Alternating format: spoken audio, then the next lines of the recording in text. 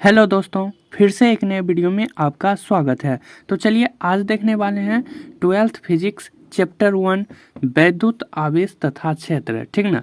इस चैप्टर का सब इम्पॉर्टेंट क्वेश्चन, यानी कि इस चैप्टर से जितना भी इम्पॉर्टेंट क्वेश्चन पूछा जाता है हर साल, वो सब आज देखने वाले हैं। ठीक ना। वैद्युत आवेश तथा क्षेत्र चैप्टर का नाम है वैद्युत आवेश तथा क्षेत्र, फिजिक्स चैप्टर 1 का है। ठीक ना। तो देख लीजिए इस चैप्टर में, यानी कि ना 2020-22 कोई भी हो, इस चैप्टर से कम तो 4 से 5 मार्क्स हर साल पूछा जाता है। इसलिए आज इसको देख लेंगे तो आपका 5 मार्क्स 6 मार्क्स आराम से क्लियर हो जाएगा। तो सबसे पहला टॉपिक है, ठीक ना। टॉपिक आप लोग स्टार पॉइंट में लिख लीजिएगा, ठीक ना। स्टार पॉइंट आप लोग लगा लीजिए। और यहाँ पर देखिए वैद्युत आवेश, सबसे पहले देखेंगे वैद्युत आवेश होता क्या है। ठीक ना। तो वैद्युत आवेश उसे हम लोग कहते हैं जिसके कारण कोई भी वस्तु विद्युत प्रभाव का अनुभव करता है, यानी कि विद्युत आवेश का उसमें अनुभव कर लेगा वो वस्तु, उसे ही हम लोग क्या कहेंगे, वैद्युत आवेश। जैसे कि देख लीजिए परिभाषा में लिखा हूँ, आवेश किसी वस्तु का वह गुण है जिसके कारण वह वैद्युत में प्रभाव अनुभव करता है। मान के चलिए ये आपका पेन है, ठीक ना। ये आप एक वस्तु है और इस वस्तु में अगर आवेश आ जाता है, ठीक ना, विद्युत आवेश आ जाता है, तो ये वस्तु क्या अनुभव करेगा कि मेरे में आवेश आ गया है। तो ये आवेश का अनुभव कर रहा है ये पेन, तो इसे ही हम लोग क्या कहते हैं, क्या, वैद्युत आवेश। आप लोग लिख लीजिए वैद्युत आवेश का, आवेश किसी एक वस्तु का, यानी कि किसी वस्तु का वह गुण है जिसके कारण वह वैद्युत में प्रभाव अनुभव करता है, उसे ही हम लोग क्या कहते हैं, वैद्युत आवेश। ठीक ना। अब देखते हैं इसका एक नोट बना लीजिएगा, ठीक ना। नोट, अब ये नोट क्या करेगा कि आपका ऑब्जेक्टिव सॉल्व करते जाएगा, ठीक ना। तो आप लोग नोट में लिख लीजिएगा आवेश, ठीक ना। आवेश एक अदिश राशि है। देख लीजिए नोट, आवेश एक अदिश राशि है। और अदिश और सदिश राशि जितना भी होता है वो सब का वीडियो मैं अलग से बना दिया हूँ, प्ले लिस्ट में मिल जाएगा और ट्रिक के साथ, ठीक ना। ट्रिक से आप लोग समझ सकते हैं कि अदिश राशि और सदिश राशि कैसे पहचानेंगे, तो उसका वीडियो मैं पहले ही डाल दिया हूँ, प्ले लिस्ट में मिल जाएगा, ठीक ना, देख लीजिएगा। अब देखिए आवेश का ऐसा ही मात्रक क्या होता है, ठीक ना। इसका ऐसा ही मात्रक, यानी कि मात्रक पूछा जाएगा, या इकाई, मात्रक का मतलब इकाई, यानी कि इकाई कभी कभी क्या होता है कि इकाई क्या, आवेश का इकाई क्या होता है, या आवेश का मात्रक क्या होता है, इस टाइप से पूछ देता है, ठीक ना। तो आपको यहाँ ध्यान रखना होगा कि मात्रक और इकाई दोनों एक ही होता है, एक ही को ही कहते हैं। और इसका ऐसा ही मात्रक होता है कूलम, ठीक ना, जिसे हम सी से सूचित करते हैं, उसे ही हम लोग सी से सूचित करते हैं। और आवेश का ऐसा मात्रक कूलम होता है, ठीक ना। यहाँ तक नोट कर लिए। अब देखिए सीजीएस पद्धति में ये यहाँ तक तो आपका 2 ऑब्जेक्टिव क्लियर हो गया, ठीक ना। अभी यहाँ से क्या होता है कि एक और ऑब्जेक्टिव क्लियर होगा, ठीक ना, एक ऑब्जेक्टिव और। देखिए सीजीएस पद्धति में स्टेट कूलम मात्रक होता है, ठीक ना, स्टेट कूलम। तो आपको ऑब्जेक्टिव में पूछा जाएगा कि 1 कूलम बराबर कितना स्टेट कूलम होता है। इस टाइप से हर साल पूछा जाता है, आप लोग मॉडल पेपर क्वेश्चन बैंक देख लेना, ठीक ना। 1 कूलम बराबर कितना स्टेट कूलम, यहाँ पर स्टेट कूलम सीजीएस पद्धति में स्टेट कूलम मात्रक होता है, तो 1 कूलम में कितना स्टेट कूलम होता है। यहाँ पर स्टेट कूलम लिखना भूल गए, देख लीजिए यहाँ पर मैं स्टेट कूलम लिख दिया। तो 1 कूलम बराबर होता है 3 × 10⁻9 स्टेट कूलम, ठीक ना। यहीं पर 2 कूलम दे देंगे तो 3 दूनी 6 × 10⁻9 स्टेट कूलम हो जाएगा, ठीक ना। तो ऐसे करके आपको मेन है ये, ठीक ना, ये वाला, ये आप लोग अच्छे से नोट कर लीजिए। 1 कूलम बराबर है 3 × 10⁻9 स्टेट कूलम। ये हर बार पूछा जाता है लगभग में। आप लोग कोई भी मॉडल पेपर, गैसेस क्वेश्चन, ये भी कोई भी क्वेश्चन बैंक मॉडल पेपर बहुत सारा आता है, कोई भी आप लोग लो, तो ये सब जितना भी अभी हम बताएं, आवश्यक अदिश राशि है, इसका सही मात्रक कूलम होता है, स्टेट कूलम इसका सीजीएस पद्धति, यानी कि ये सब आपको उसी में मिल जाएगा, ठीक ना। अब देख लीजिए इसके आगे फिर एक इसी में आ जाता है विद्युत चुम्बकीय मात्रक। EMU में, ठीक ना। आपको ऑब्जेक्टिव में भी इसी टाइप से पूछा जाता है कि इसका EMU में क्या होगा मान, ठीक ना। EMU यानी कि 1 कूलम बराबर कितना EMU होता है, ठीक ना। तो 1 कूलम बराबर होता है 1/10, 1/10 EMU, ठीक ना। आपको EMU में ही प्रश्न रहेगा, ये ऑब्जेक्टिव में रहता है। अब देखिए, या इसका ऐसा मात्रक फैराड होता है, यानी कि फैराडे, ठीक ना। आप लोग अच्छे से फैराडे याद रहता है, ठीक ना। फैराड याद नहीं रहेगा, लेकिन फैराडे याद रहेगा। तो यहाँ पर क्या होता है, फैराड। इसका ऐसा मात्रक क्या हो जाता है, कूलम का। ये सबसे बड़ा मात्रक है, लेकिन सबसे बड़ा मात्रक इस टाइप से नहीं पूछा जाएगा कि इसका मात्रक होता है फैराड, इस टाइप से दे देगा, ठीक ना। लेकिन ये उतना नहीं पूछा जाता है, सबसे ज़्यादा ये पूछा जाता है कि 1 फैराड बराबर कितना कूलम होता है।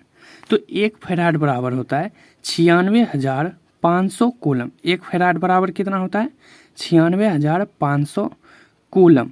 ये बहुत ही VVI है, और ये भी बहुत ही VVI था, ठीक ना। ऊपर वाला भी VVI था। आप लोग अच्छे से इस सबको नोट कर लेना। चलिए अब देखते हैं दूसरा टॉपिक।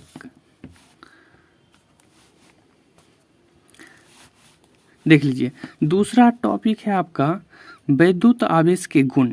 वैद्युत आवेश के गुण से आपका 2 टॉपिक होता है, ठीक ना। आवेश के गुण तो 3 होते हैं, लेकिन ठीक ना, लेकिन इसमें से इम्पॉर्टेंट कितना है, 2 इम्पॉर्टेंट है। इसी 2 को देखेंगे, और जो कि लगभग में अगर ये नहीं पूछा तो दूसरा जरूर पूछ लेगा, अगर वो पूछा तो ये नहीं पूछेगा। दोनों में से कोई एक हर बार लगभग में ही पूछा ही जाता है, ठीक ना। तो देखिए, पहला है आपका आवेश का संरक्षण। यहाँ पर आप लोग संरक्षण मतलब आप समझ गए कि इसको अच्छे से देखभाल करना। तो यानी कि संरक्षण का कहने का मतलब है कि इसकी ये कभी खत्म होता ही नहीं है, ठीक ना। ये कभी एक दूसरे से दूसरे रूप में परिवर्तित हो जाता है, इसको हम लोग कहते हैं संरक्षण, ठीक ना। अब देखिए, संरक्षण यहाँ पर इस नियम दिए थे, आवेश का संरक्षण एक नियम है, ठीक ना। वैद्युत आवेश के गुण में एक आवेश का संरक्षण नियम है, और इस सिद्धांत यानी कि सिद्धांत या नियम, ठीक ना, इस सिद्धांत के अनुसार आवेश का ना तो निर्माण होता है और ना ही नाश होता है, ना ही निर्माण होता है और ना ही नाश होता है, ठीक ना। यहाँ पर देख लीजिए, इस सिद्धांत के अनुसार आवेश का ना तो निर्माण होता है और ना ही नाश होता है, केवल आवेश एक वस्तु से दूसरे वस्तु में हस्तांतरित होता है, ठीक ना। अब देखिए, इस सिद्धांत का मतलब हुआ कि अगर मान के चलो, तो इसका मैं उदाहरण देता हूँ मैं, जैसे कि आप लोग मोबाइल ले लो, यहाँ पर एग्जाम्पल, ठीक ना, जैसे कि मोबाइल, यहाँ पर जैसे कि मैं मोबाइल ले लिया हूँ। अब देखो, मोबाइल क्या है कि 100% चार्ज है, ठीक ना। 100% चार्ज आपने कर लिया, तो यहाँ पर क्या लिखा हुआ है, इसके अनुसार आवेश का ना तो निर्माण होता है और ना ही नाश होता है। समझ गए, केवल आवेश एक वस्तु से दूसरे वस्तु में हस्तांतरित होता है। इसका देखो, अब लाइट आता है, तो आप लोग एक लाइट से क्या होगा कि मोबाइल बैटरी चार्ज हो गया, ठीक ना। अब देखो, बैटरी 100% चार्ज है, तो 100% चार्ज अब जब भी यूट्यूब देखो यहाँ पर यूट्यूब खोले आप, तो यहाँ पर 5% मान के चलो यूट्यूब खा गया, तो ये कितना बचा। फिर यूट्यूब के बाद आप मान के चलो कि आप कोई फेसबुक खोल लेते हो, ठीक ना। फेसबुक में आपका 10% घट गया। ऐसा ही करके अब मान के चलो कि आप गाना सुन लिए, गाना सुनने में भी 2% चल गया। फ्लैश जलाए रात को, उसमें भी आपका 3% मान के चलो खत्म। तो ये क्या हो रहा है कि एक वस्तु से दूसरे वस्तु में हस्तांतरित होता है।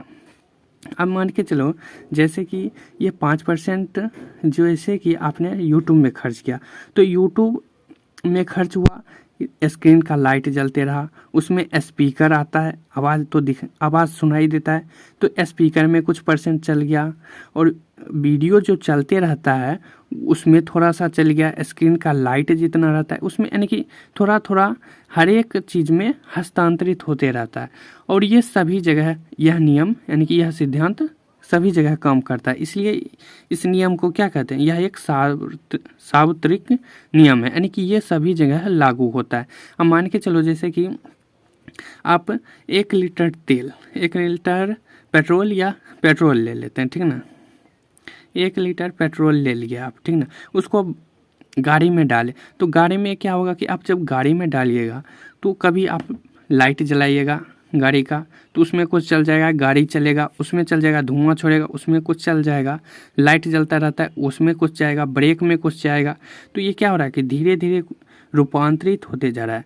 तो इसको ही कहते हैं आवेश का संरक्षण, ठीक ना। एक बार फिर से देख लीजिए, इस सिद्धांत के अनुसार आवेश का ना तो निर्माण होता है और ना ही नाश होता है, केवल आवेश एक वस्तु से दूसरे वस्तु में हस्तांतरित होता है। इसे ही हम लोग क्या कहते हैं, आवेश का संरक्षण।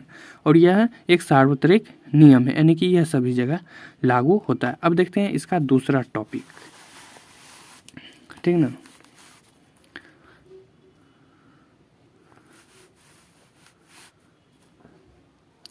दूसरा टॉपिक आप लोग नोट कीजिएगा, आवेश का क्वांटमीकरण।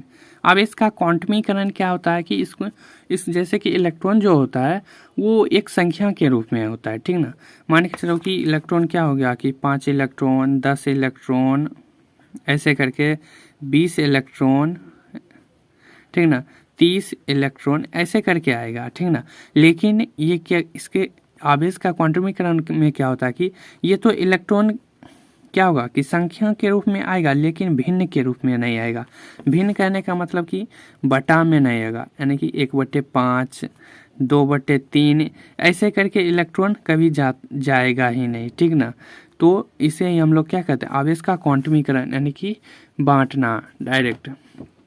आवेशित कण देख लो, इसका परिभाषा आप लोग लिख लेना कि आवेशित कण जैसे इलेक्ट्रॉन तथा प्रोटॉन संख्यात्मक मान के रूप में होते हैं। संख्यात्मक मान करने का मतलब जैसे कि 1 electron, 2 electron, 3 electron, 4 electron, 10 electron, 20 electron, 30 electron, etc, यानी कि जितना भी होगा सब वो संख्या के मान, जैसे कि 1, 2, 3, 4, 5 एक संख्या हो गया, और ना कि भिन्नात्मक रूप में होते हैं। इसे हम लोग क्या कहते हैं, आवेश का क्वांटमीकरण। भिन्नात्मक कहने का मतलब तो बता ही दे, 1/3, 2/4, 2/4 तो नहीं, 2/5, 6 कितना हो जाएगा, मान के चलो 5 ही। तो ऐसे करके ये जो होगा इसमें इलेक्ट्रॉन प्रवाह नहीं करेगा, और जैसे ही ये संख्यात्मक मान के रूप में होगा तो इलेक्ट्रॉन प्रवेश कर जाएगा, यानी कि प्रवेश कर जाएगा। तो इसे ही हम लोग कहते हैं आवेश का क्वांटमीकरण। आवेशित कण जैसे इलेक्ट्रॉन और प्रोटॉन संख्यात्मक मान के रूप में होते हैं, जैसे ये, न कि भिन्नात्मक रूप में। अब जैसे कि मान के चलो यहाँ पर, ठीक ना, इसका एक फॉर्मूला होता है Q बराबर NE। अब देखिए N क्या है, E क्या है और Q क्या है। तो N का मतलब होता है संख्या, Q का मतलब तो आवेश होता है, और E का मतलब क्या हो गया, इलेक्ट्रॉन। अब चलो N के जगह पर 1/2 तो नहीं लिख सकते हैं, तो यहाँ पर क्या होगा, संख्या, मान के चलो 1 इलेक्ट्रॉन या 2 इलेक्ट्रॉन, 3 इलेक्ट्रॉन, ऐसे करके लिखेंगे, ना कि 1/2 इलेक्ट्रॉन, 1/4 इलेक्ट्रॉन, 2/3 इलेक्ट्रॉन, ऐसे करके तो नहीं लिखेंगे। Q बराबर आवेश और E का मतलब इलेक्ट्रॉन होता है, समझ गए। तो ये फॉर्मूला आप लोग ध्यान में रखिएगा, Q बराबर NE।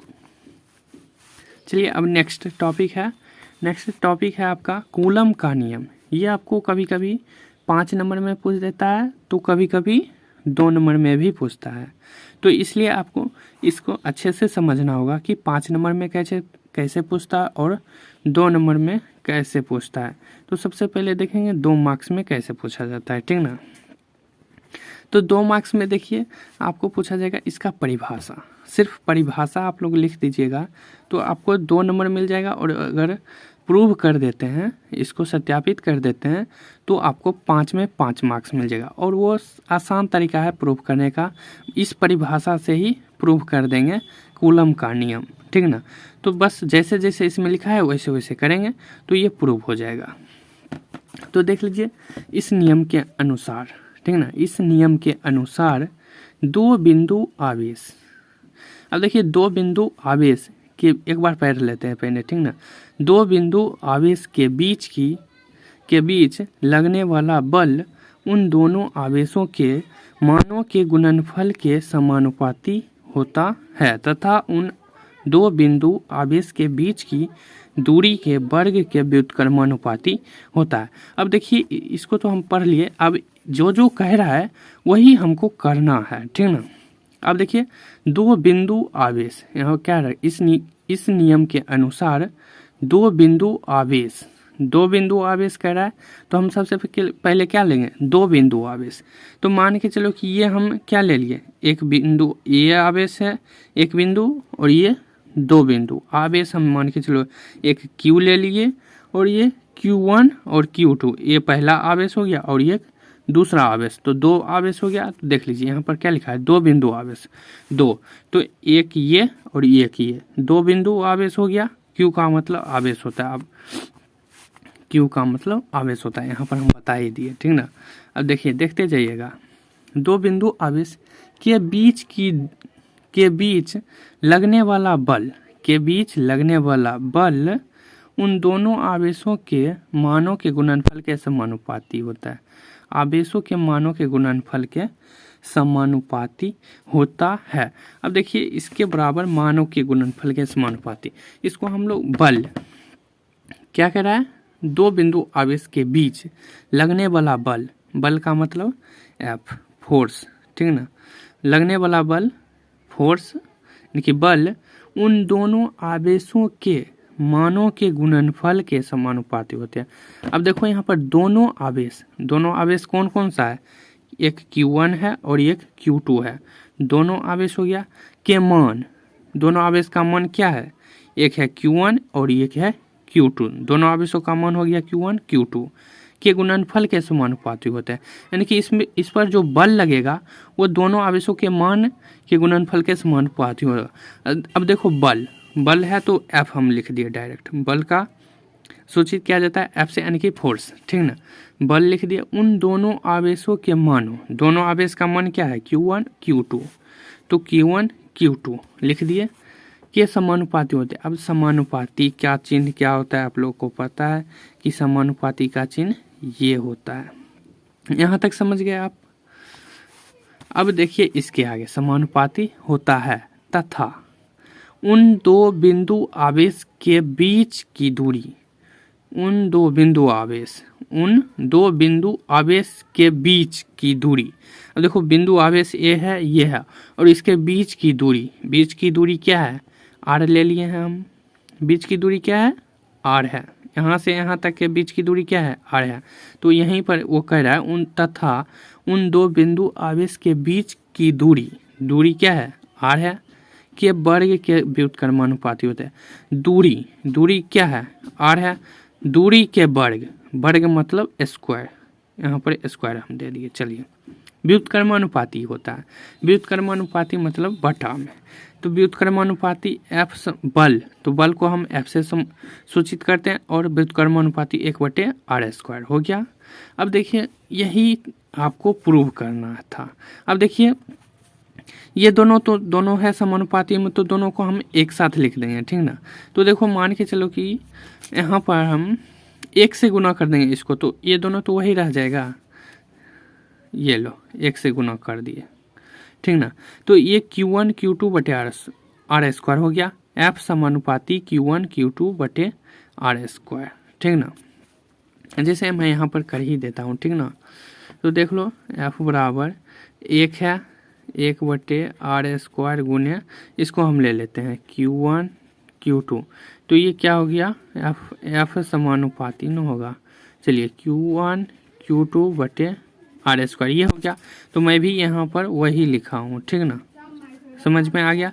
अब देखो Q1 Q2/r², यही आपका है प्रूव, ये आपका यहाँ पर क्या हो गया, प्रूव।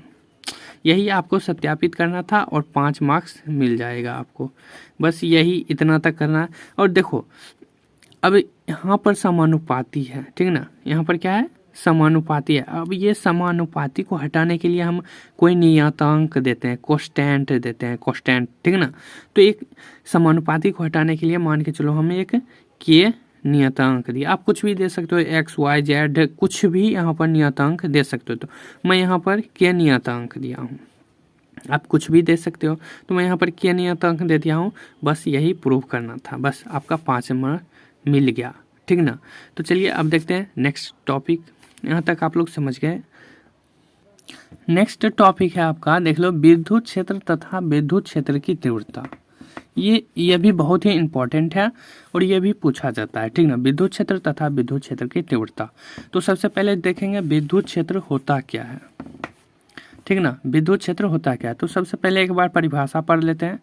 विद्युत आवेश या आवेश निकाय, निकाय मतलब समूह, ठीक ना। विद्युत आवेश या आवेश निकाय के चारों ओर का वह क्षेत्र, चारों ओर का वह क्षेत्र यानी कि पूर्व पश्चिम उत्तर दक्षिण, चारों ओर वही होता है जिसमें कोई दूसरा आवेशित कण आकर्षण या प्रतिकर्षण बल का अनुभव करता है।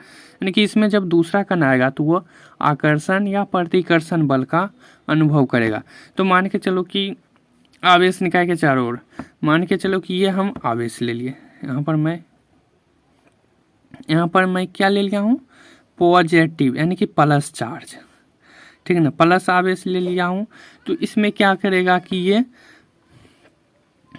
जाएगा यानी कि प्रतिकर्षण, ठीक ना, ये प्रतिकर्षण कर रहा है, ये बाहर निकाल, क्योंकि ये प्लस चार्ज है तो ये बाहर निकलेगा, ठीक ना। प्लस चार्ज रहता है तो क्या होता है कि बाहर निकलता है, ये प्रतिकर्षण कर रहा है, ठीक ना, प्लस चार्ज। चारों ओर कर रहा है तो चारों ओर से निकलेगा, चारों ओर का वह क्षेत्र। तो ये हो गया क्या, इसका ये हो गया विद्युत क्षेत्र। इसका क्या हो गया, ये प्लस है आवेश और इसके चारों ओर क्षेत्र है, ठीक ना, ये क्षेत्र है, ये इस तरह से निकल जाएगा, इस तरह से निकल जाएगा, इस तरह से। तो ये क्या बन गया, एक क्षेत्र बन गया, ठीक ना, इस टाइप से घेर के एक क्या बन गया, क्षेत्र बन गया। तो इसको ही हम लोग क्या कहते हैं, विद्युत क्षेत्र, ठीक ना। दूसरा आवेशित कण आकर्षण या प्रतिकर्षण बल महसूस करता है। अब देखो ये प्लस चार्ज है तो ये प्रतिकर्षण बल का अनुभव, सेम इसी तरह अगर हम यहाँ पर निगेटिव चार्ज लाते हैं, ठीक ना, निगेटिव आवेश यानी कि माइनस आवेश लेते हैं तो ये क्या करेगा, ये आकर्षण, इसमें आकर्षण आएगा कि ये माइनस वाला है तो प्लस वाला क्या सोचेगा कि हम माइनस वाला में जाके मिल जाए, इस टाइप से चाहेगा कि हम मिल जाए, मिलेगा या नहीं मिलेगा, इस टाइप से मिल जाएगा। अब देखिए सेम उसी तरह यहाँ पर मैं बना दिया हूँ, तो ये प्लस चार्ज है, ये माइनस चार्ज है, ठीक ना। तो ये क्या होगा कि प्लस वाला क्या होगा कि माइनस की तरफ आएगा। अब इसको अच्छे से देखो, ये बाहर प्लस वाला क्या हो रहा था, बाहर जा रहा था, और निगेटिव वाला क्या हो रहा था कि ये अंदर आ रहा था। तीर से आप समझो, तो ये जैसे कि यहाँ पर देखो प्लस चार्ज है, इस तरह से आप ऐसे कर दो, ठीक ना। तो ये इस तरफ से आ रहा है, यहाँ पर देखो ये अंदर आ गया ना, प्लस से माइनस की ओर आता है, तो ये क्या हो गया, माइनस वाला आकर्षण या प्रतिकर्षण। देख लो सेम उसी तरह आ रहा है, देख लो ऐसे करके जा रहा है ना, तो ये आपका क्या हो गया, विद्युत क्षेत्र। अब देखते हैं विद्युत क्षेत्र की तीव्रता, सेम बस इसको प्रूव करना होता है, बस थोड़ा सा प्रूव करेंगे। तो इसके आगे जो विद्युत क्षेत्र तथा विद्युत क्षेत्र की तीव्रता, ये अगर आप पढ़ लेते हो तो ये आपका इससे रिलेटेड इसके आगे आएगा, ठीक है ना। पार्ट 2 में इससे रिलेटेड ही है, सब इससे रिलेटेड है। अगर ये आपको प्रूव करने के लिए आता है, इसका फार्मूला आता है, तो इसके आगे आपका सब क्वेश्चन हल हो जाएगा। बस ये आपको आना चाहिए, विद्युत क्षेत्र की तीव्रता, ठीक ना। तो देख लीजिए विद्युत क्षेत्र की तीव्रता क्या होता है। विद्युत क्षेत्र में किसी बिंदु पर रखे एकांक धन आवेश पर जितना बल लगता है उसे उस बिंदु की विद्युत क्षेत्र की तीव्रता कहते हैं। यानी कि एकांक धन आवेश यानी कि प्लस चार्ज पर जितना बल लगेगा उससे उस बिंदु की विद्युत क्षेत्र की तीव्रता कहते हैं। मान के चलो ये प्लस आवेश है, ये यहाँ से यहाँ तक 2 बिंदु आवेश है और यहाँ इसके बीच की दूरी r है, ठीक ना। तो यहीं पर हमको विद्युत क्षेत्र की तीव्रता यानी कि E निकालना है, E, ठीक ना। तो E बराबर होता है, यहाँ पर आप लोग देख लो, परिभाषा से ही ये आया है, ठीक ना। विद्युत क्षेत्र में किसी बिंदु पर रखे एकांक धन आवेश पर जितना बल लगता है, बल का हम बताएं एफ से, यानी कि बल मतलब फोर्स, तो बल को हम लोग क्या किससे सूचित करते हैं, एफ से। एकांक धन आवेश जितना बल लगता है उसे बल लगता है। एकांक धन आवेश, एकांक धन आवेश क्या है हमारा, क्यू नोट है। यहाँ से यहाँ तक क्या है, क्यू नोट। तो क्या हो जाएगा, एकांक धन आवेश पर बल लगता है यानी कि बट्टे, इसको हम भाग दे देंगे तो यहाँ पर विद्युत क्षेत्र की तीव्रता ई तो निकल ही जाएगा, तो एफ बटे क्यू नोट हो गया। अब देखिए एफ बराबर क्यू नोट हो गया। अब इसके आगे देखिए एफ देखिए यहाँ पर अभी तुरंत कूलम के नियम से यहाँ पर अभी तुरंत हम निकाले थे एफ बराबर के Q1 Q2 बटे आर स्क्वायर, ये निकाले थे एफ बराबर, मैं आपको दिखाई देता हूँ, ठीक ना। देख लीजिए अभी तुरंत कूलम के नियम से निकाले हैं एफ बराबर के Q1 Q2 बटे आर स्क्वायर।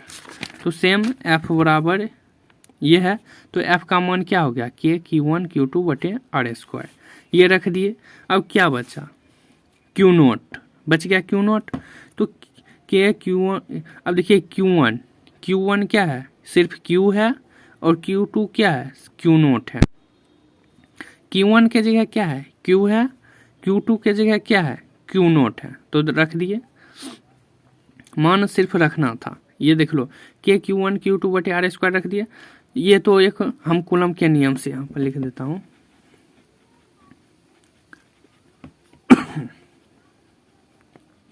कूलम के नियम से ये आपका आ गया।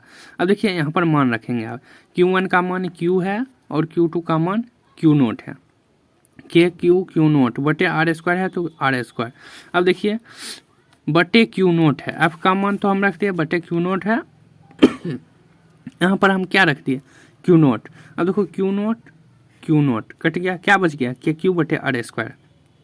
यहाँ पर क्या निकल गया, ई बराबर के क्यू बटे आर स्क्वायर, जो कि हम निकाल रहे थे विद्युत क्षेत्र की तीव्रता ई।